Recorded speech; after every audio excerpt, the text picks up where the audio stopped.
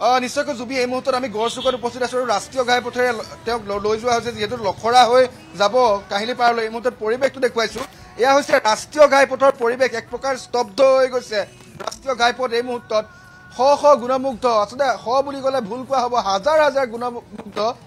আচলতে মূল যি পথ ৰাষ্ট্ৰীয় ঘাইপথ সেয়া এই মুহূৰ্তত এক প্ৰকাৰ স্তব্ধ কৰি দিছে। আৰু বিষয়টোৱে হৈছে জুবিন গাৰ্গ, সকলোৰে হিয়াৰ আমঠু জুবিন গাৰ্গ, সকলোৰে মৰমৰ জুবিন গাৰ্গ। যিহেতু সকলোৱে আশা কৰা নাছিলে যে জুবিন গাৰ্গ এদিন এনেকৈও আহিব ঘূৰি, আৰু সেই জুবিন গাৰ্গক আচলতে শেষ বিদায় দিবলৈ বা আজিৰ এই শেষ বিদায় ক্ষণত সকলো সাক্ষী হ'বলৈ এনেকৈ ৰাষ্ট্ৰীয় ঘাইপথত সকলোৱে মুহূৰ্তত অপেক্ষা কৰি আছে।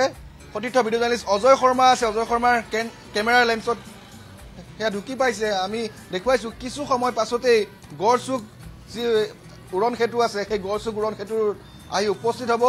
ইয়াতো হাজাৰ হাজাৰ গুণমুগ্ধ সকলোৱে হাতে হাতে ফুল লৈ অপেক্ষা কৰিছে প্ৰিয় শিল্পীগৰাকীৰ সেই অন্তিম যাত্ৰাত বা শেষ শ্ৰদ্ধাঞ্জলি তেওঁক জনাবলৈ।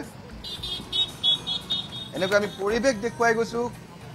কালি উৰে নিশা কেনেকৈ সকলো গুণমুগ্ধ অপেক্ষা কৰি আছিলে, সকলোৱে এটা এটা ক্ষণ তেওঁলোকে গন্তি কৰি আছিলে যে কেতিয়া পাবহি তেওঁলোকৰ মৰমৰ হিয়াৰ আমঠুগৰাকী। আৰু যিহেতুকে ইতিমধ্যে আহি গুৱাহাটী চহৰত প্ৰৱেশ কৰিছে জালুকবাৰীৰ পৰা ৰাষ্ট্ৰীয় ঘাইপথ হৈ, সেই বিশেষ তেওঁৰ শেষ যাত্ৰা আৰম্ভ হৈছে। আৰু কেইটামান মুহূৰ্তৰ পাছতেই গড়চুকত আহি উপস্থিত হ'ব। গড়চুকৰ পৰা লখৰা আৰু লখৰাৰ পৰা কাহিলীপাৰাৰ বাসগৃহ। কাহিলীপাৰাৰ বাসগৃহত কিছু সময় ৰখা হ'ব, পৰিয়ালক কিছু সময় দিয়া হ'ব, পৰিয়ালৰ লোকে যাতে কিছু সময়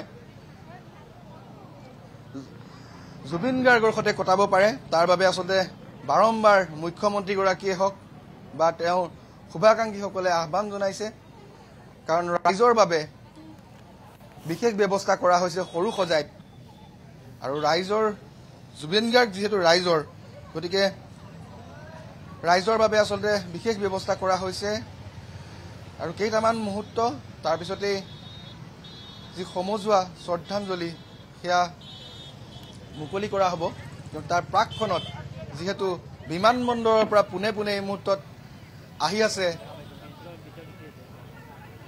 আমি সেই দৃশ্যাংশ এই মুহূৰ্তত দেখুৱাই আছোঁ।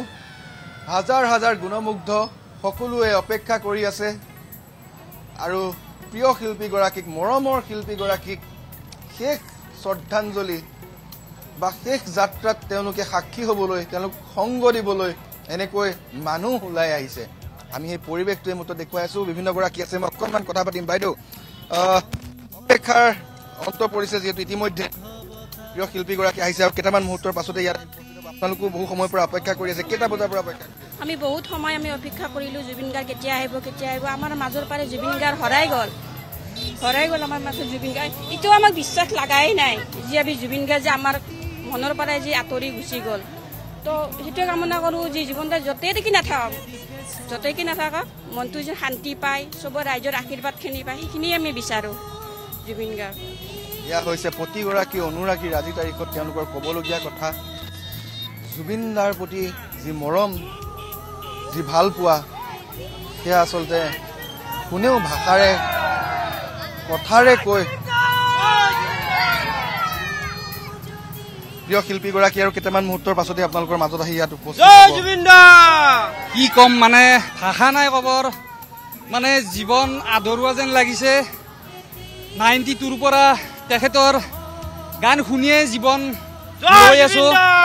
মানে আজি কি ক'ম, তেখেতৰ মৃত্যুৰ খবৰ পাই না ভাত আছে না পানী আছে, না মোবাইলটো চালে মানে চকুৰ পানী ওলায়।